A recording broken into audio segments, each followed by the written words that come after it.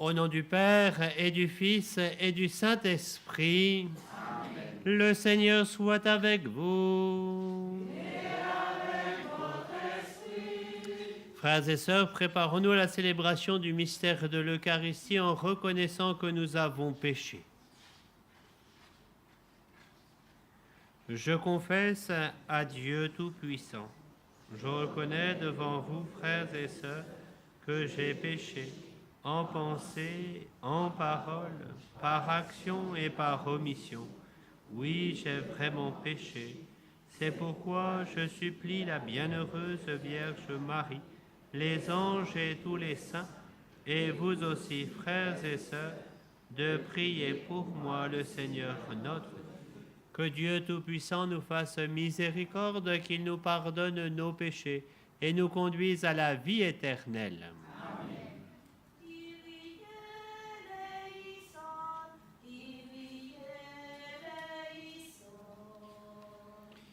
Kyrie eleison, Kyrie eleison.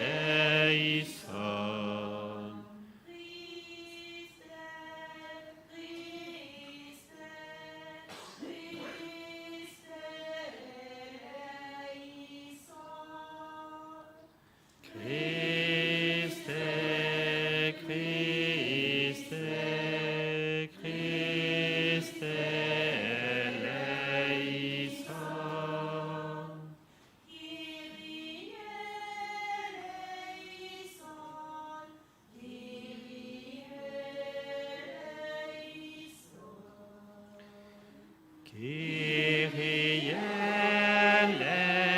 eleison, Kyrie eleison. Prions le Seigneur. Que ta grâce, Seigneur notre Père, se répande dans nos cœurs. Par le message de l'ange, tu nous as fait connaître l'incarnation de ton Fils bien-aimé. Conduis-nous par sa passion et par sa croix, avec le secours de la Vierge Marie, jusqu'à la gloire de la résurrection. Par Jésus-Christ, ton Fils, notre Seigneur et notre Dieu, qui règne avec toi dans l'unité du Saint-Esprit, Dieu pour les siècles des siècles.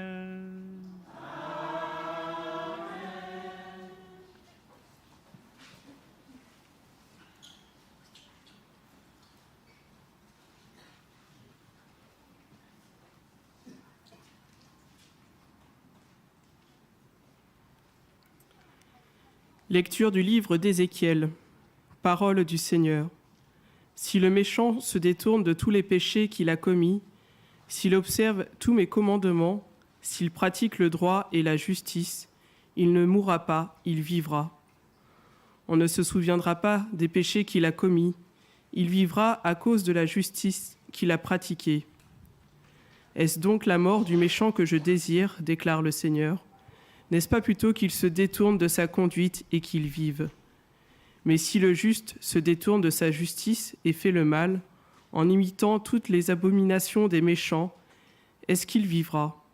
Il ne se souviendra plus de toute la justice qu'il avait pratiquée. À cause de son infidélité et de son péché, il mourra.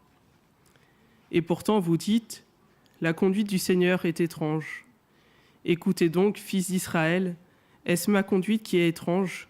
N'est-ce pas plutôt la vôtre ? Si le juste se détourne de sa justice, se pervertit et meurt dans cet état, c'est à cause de sa perversité qu'il mourra. Mais si le méchant se détourne de sa méchanceté pour pratiquer le droit et la justice, il sauvera sa vie. Parce qu'il a ouvert les yeux, parce qu'il s'est détourné de ses fautes, il ne mourra pas, il vivra. Parole du Seigneur.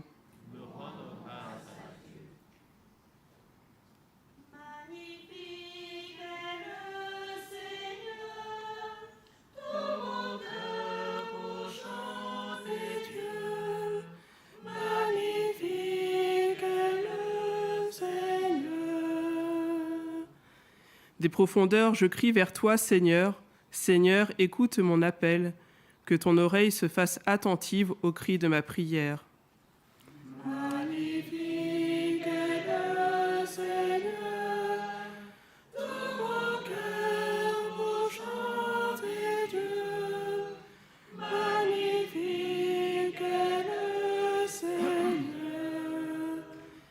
Si tu retiens les fautes, Seigneur, Seigneur, qui subsistera? Mais près de toi se trouve le pardon pour que l'homme te craigne. Magnifique est le Seigneur, tout mon cœur pour chanter Dieu. Magnifique est le Seigneur. J'espère le Seigneur de toute mon âme, je l'espère et j'attends sa parole. Mon âme attend le Seigneur, plus qu'un veilleur ne guette l'aurore.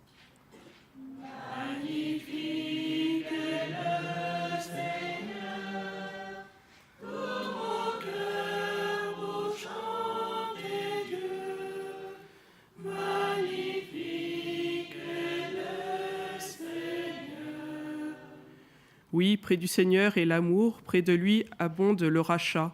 C'est lui qui rachètera Israël de toutes ses fautes. Magnifique est le Seigneur, tout mon cœur pour chanter Dieu. Magnifique est le Seigneur.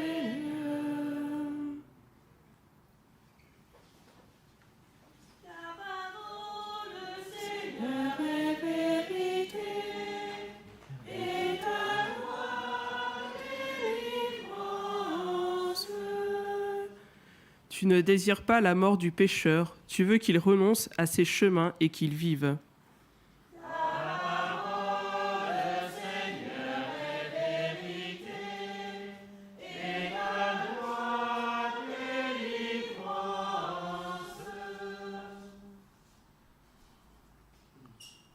Le Seigneur soit avec vous. Et avec votre esprit. Évangile de Jésus-Christ selon saint Matthieu. Gloire à toi, Seigneur.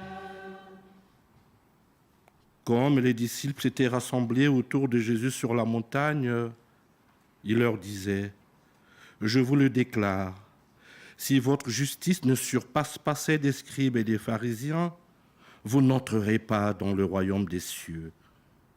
Vous avez appris qu'il a été dit aux anciens : Tu ne commettras pas de meurtre. Et si quelqu'un commet un meurtre, il répondra au tribunal.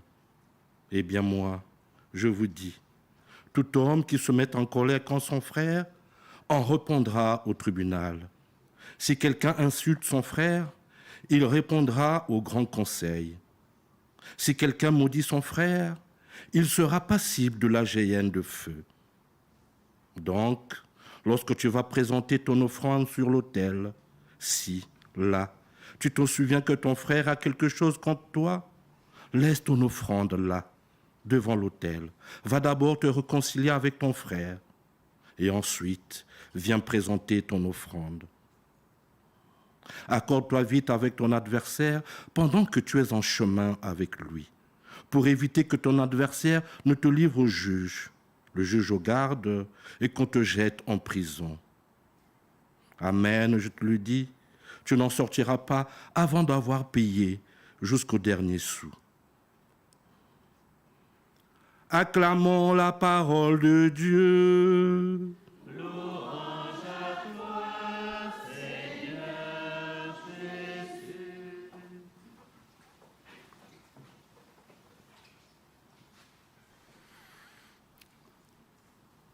Nous voilà au terme pour notre paroisse de Sarcelles, au terme de notre pèlerinage ici à Fatima.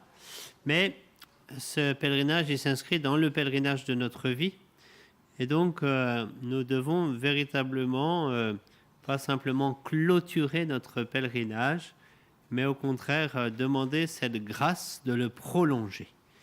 Et l'évangile d'aujourd'hui, en ce vendredi de Carême, nous montre bien, nous donne des pistes pour effectivement prolonger notre pèlerinage, notamment à travers la paix que nous pouvons construire petit à petit par le pardon, en venant déposer notre offrande aujourd'hui au Seigneur auprès de Notre-Dame, par l'intermédiaire de Notre-Dame, de véritablement nous dire, mais oui Seigneur, quel est le chemin qu'il faut que je prenne pour venir déposer mon offrande aujourd'hui à la fin de ce pèlerinage?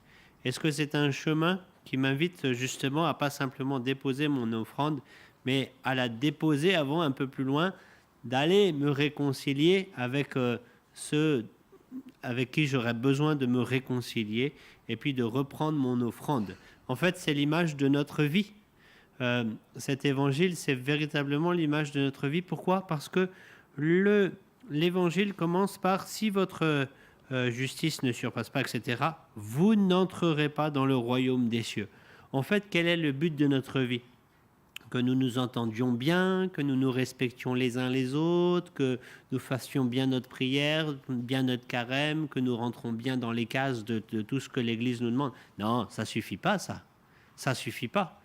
Et c'est pas en abordant notre vie chrétienne de cette manière-là que nous pourrons même progresser, parce que nous allons tout le temps culpabiliser parce que nous avons un petit peu dérogé à la règle, nous n'avons pas fait notre quart d'heure d'adoration, mais on n'a fait que 14 minutes, etc. Non. Donc, si votre justice ne surpasse pas celle des scribes et des pharisiens, c'est pour ça que je dis ça.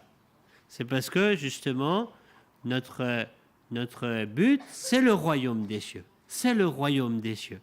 Et c'est vrai que même nous, peut-être prêtres, on ne parle pas suffisamment du royaume des cieux, c'est-à-dire de ce pourquoi nous sommes faits. Nous sommes faits pour le royaume des cieux. Il y a beaucoup de choses. Par exemple, il y a un truc, c'est flagrant quand on se souhaite les vœux du nouvel an, où on se souhaite d'abord la santé, alors qu'on devrait vraiment se souhaiter la sainteté, puisque notre vie est faite pour le royaume des cieux. Notre vie, elle n'est pas effectivement faite pour remplir les hôpitaux, d'accord? Mais on est quand même d'abord fait pour le royaume des cieux. Et on doit vraiment avoir dans la disposition de notre vie chrétienne cette lumière. Et notre chemin de carême, il va vers la lumière de Pâques, vers la Pâques, la résurrection du Christ, mais cette résurrection pour chacun d'entre nous, pour que nous ressuscitions avec le Christ, c'est-à-dire pour que nous soyons conviés à la gloire du ciel, pour que nous puissions entrer dans le royaume des cieux. Et du coup, on voit bien que notre vie chrétienne, c'est pas simplement remplir des exercices spirituels, c'est pas simplement assister à une liturgie, c'est pas simplement remplir les cases de celui qui respecte son prochain, etc. Mais c'est si votre justice ne surpasse pas. Voilà, c'est d'aller encore plus loin. Et peut-être que notre pèlerinage ici, en tout cas ce lieu de grâce, vient nous éclairer vraiment en profondeur sur ce qui va nous permettre de reprendre le chemin de notre vie humaine et chrétienne, professionnelle, le chemin de notre carême, notre chemin de vie paroissiale, pour que justement nous n'ayons pas en tête de simplement bien remplir des cases, bien remplir des exercices, etc., mais que nous ayons en tête le royaume des cieux. La Vierge Marie, il y a quelque chose, on n'en a pas beaucoup parlé, mais la Vierge Marie, quand même, annonce dès le début des apparitions que Francesco et Jacinta vont mourir très bientôt. C'est pas une bonne nouvelle, quand même. Et pourquoi la Vierge Marie prévient? En fait, la Vierge Marie, elle prévient pas, elle prépare. Elle prépare à ce pourquoi sont faits ces enfants, comme tout baptisés, comme tout chrétien. Ils sont faits pour le royaume des cieux. Et aujourd'hui, vraiment, invoquons par l'intercession de ces deux figures de sainteté, notre volonté, notre désir du royaume des cieux par tout ce que nous avons pu vivre à travers ce pèlerinage, mais à travers tout ce que le Christ nous invite à vivre tous les jours de notre vie. En nous consacrant à la Vierge Marie aujourd'hui, nous demandons véritablement que, en nous blottissant dans le cœur immaculé de Marie, nous ayons effectivement ce désir du ciel, que nous ayons le désir du royaume des cieux. Et plus ce désir grandira, plus nous aurons de l'ardeur pour aller remplir nos obligations de pèlerins ici-bas, à commencer, l'Évangile le dit bien, à commencer par la charité fraternelle. Voilà, c'est sur l'amour que nous serons jugés.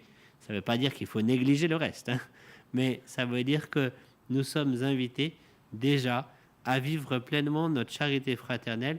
Et ça, c'est pas parce que ça va nous conduire au royaume des cieux, mais c'est parce que nous avons le désir ardent du royaume des cieux, alors obligatoirement, nous sommes poussés à cette charité fraternelle. C'est la grâce que nous demandons pour chacun d'entre nous, pour notre Église, pour notre paroisse en particulier, pour tous ceux qui viennent ici à la quête de la grâce de Dieu par l'intermédiaire de Marie.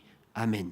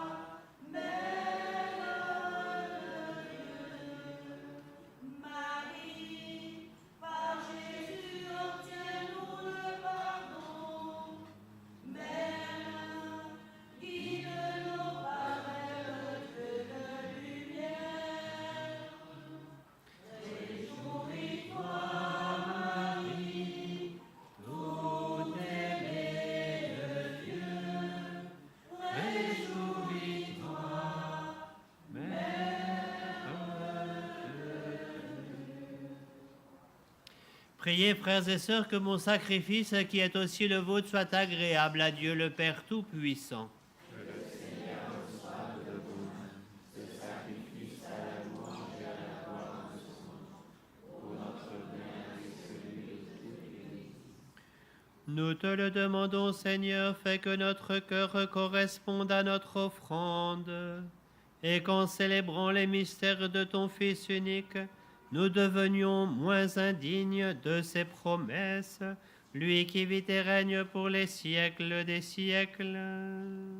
Amen. Le Seigneur soit avec vous. Et avec votre esprit. Élevons notre cœur. Nous le tournons vers le Seigneur. Rendons grâce au Seigneur notre Dieu. Cela est juste et bon. Vraiment, il est juste et bon de te rendre gloire, de t'offrir notre action de grâce toujours et en tout lieu. À toi, Père très saint, Dieu éternel et tout-puissant. En ce jour où nous faisons mémoire de la bienheureuse Vierge Marie, nous voulons te chanter, te bénir et te glorifier, car elle a conçu ton Fils unique lorsque le Saint-Esprit l'a couvri de son ombre, et gardant pour toujours la gloire de sa virginité, elle a donné au monde la lumière éternelle à Jésus-Christ notre Seigneur. C'est par lui que les anges célèbrent ta grandeur, que les esprits bienheureux adorent ta gloire, que s'inclinent devant toi les puissances d'en haut et tressaillent d'une même allégresse les innombrables créatures des cieux. À leur hymne de louange, laisse-nous joindre nos voix pour chanter et proclamer. Sanctus, Sanctus Dominus, Sanctus, Sanctus Dominus, Deus Sabaoth. Sanctus, Sanctus Dominus, Sanctus, Sanctus Dominus, Deus Sabaoth. Plenis un cieli et terra, gloria tua. Hosanna, Hosanna, in excelsis. Hosanna, Hosanna, in excelsis. Benedictus qui venit in nomine Domini. Hosanna, Hosanna, in excelsis. Hosanna, Hosanna, in excelsis. Toi qui es vraiment saint, toi qui es la source de toute sainteté, Seigneur, nous te prions. Sanctifie ces offrandes en répandant sur elles ton esprit, qu'elles deviennent pour nous le corps et le sang de Jésus le Christ notre Seigneur. Au moment d'être livré et d'entrer librement dans sa passion, il prit le pain, il rendit grâce, il le rompit et le donna à ses disciples en disant : Prenez et mangez-en tous, ceci est mon corps livré pour vous.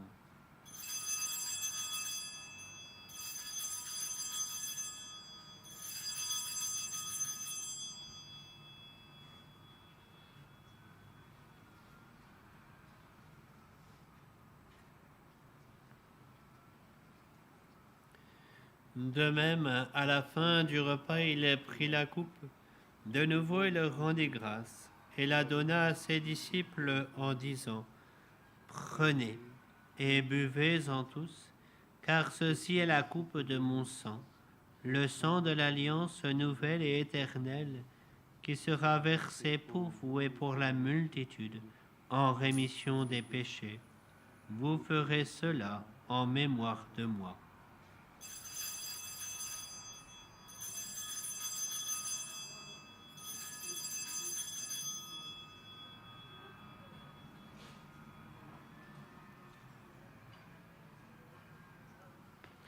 Il est grand le mystère de la foi. Nous annonçons ta mort, Seigneur Jésus. Nous proclamons ta résurrection. Nous attendons ta venue dans la gloire. Faisant ici mémoire de la mort et de la résurrection de ton Fils, nous t'offrons, Seigneur, le pain de la vie et la coupe du salut, et nous te rendons grâce, car tu nous as choisis pour servir en ta présence. Humblement, nous te demandons qu'en ayant part au corps et au sang du Christ, nous soyons rassemblés par l'Esprit Saint en un seul corps. Souviens-toi, Seigneur, de ton Église répandue à travers le monde. Fais-la grandir dans ta charité avec le pape François, notre évêque José et tous ceux qui ont la charge de ton peuple. Souviens-toi aussi de nos frères et sœurs qui se sont endormis dans l'espérance de la résurrection et de tous les hommes qui ont quitté cette vie. Reçois-les dans ta lumière auprès de toi. Sur nous tous, enfin, nous implorons ta bonté. Permets qu'avec la Vierge Marie, la bienheureuse Mère de Dieu, avec Saint Joseph, son époux, les apôtres et les saints de tous les temps qui ont vécu dans ton amitié, nous ayons part à la vie éternelle et que nous chantions ta louange par Jésus-Christ, ton Fils bien-aimé. Par lui, avec lui et en lui, à toi, Dieu le Père Tout-Puissant, dans l'unité du Saint-Esprit, tout honneur et toute gloire pour les siècles des siècles. Amen. Unis dans le même esprit, nous pouvons dire avec confiance la prière que nous avons reçue du Sauveur. Notre Père, qui es aux cieux, que ton nom soit sanctifié, que ton règne vienne, que ta volonté soit faite sur la terre comme au ciel. Donne-nous aujourd'hui notre pain de ce jour. Pardonne-nous nos offenses, comme nous pardonnons aussi à ceux qui nous ont offensés. Et ne nous laisse pas entrer en tentation, mais délivre-nous du mal. Délivre-nous de tout mal, Seigneur, et donne la paix à notre temps. Par ta miséricorde, libère-nous du péché, rassure-nous devant les épreuves. En cette vie, nous espérons le bonheur que tu promets et l'avènement de Jésus-Christ, notre Sauveur.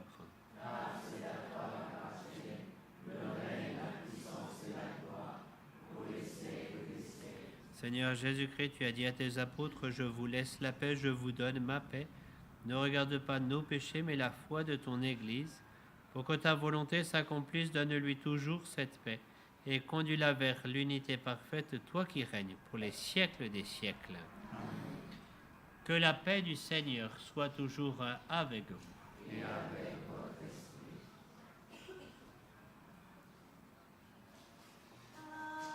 Agnus Dei, qui tollis peccata mundi, miserere nobis. Agnus Dei, qui tollis peccata mundi, miserere nobis. Agnus Dei, qui tollis peccata mundi, Dona nobis pax.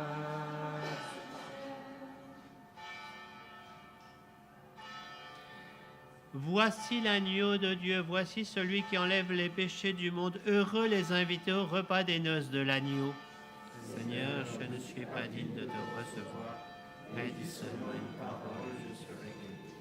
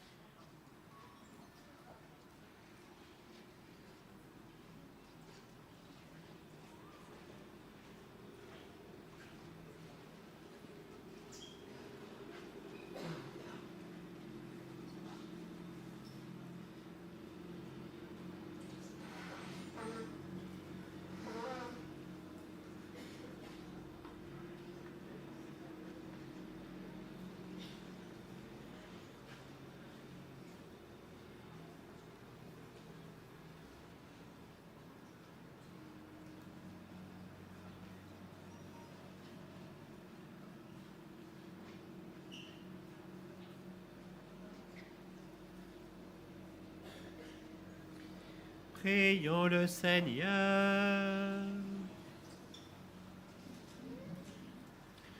Nous t'en prions, Seigneur notre Dieu, nous qui annonçons dans ce sacrement la mort et la résurrection de ton Fils. Rends-nous dignes en nous associant à sa passion, de participer à la gloire de sa résurrection, lui qui vit et règne pour les siècles des siècles.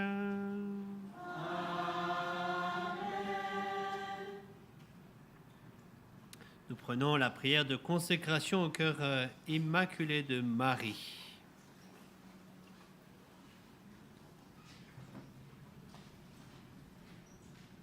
Ô Vierge Marie, Mère de Dieu et notre Mère, je me consacre à votre cœur immaculé pour être pleinement offert et consacré au Seigneur. Veuillez, s'il vous plaît, me prendre sous votre protection maternelle. Défendez-moi contre les dangers. Aidez-moi à vaincre les tentations, à fuir les péchés. Et veillez, je vous en conjure, sur la pureté de mon corps et de mon âme. Que votre cœur immaculé soit mon refuge et le chemin qui conduit jusqu'à Dieu. Donnez-moi la grâce de prier et de me sacrifier par amour pour Jésus, pour la conversion des pécheurs et en réparation des péchés commis contre votre cœur immaculé. En me confiant à vous,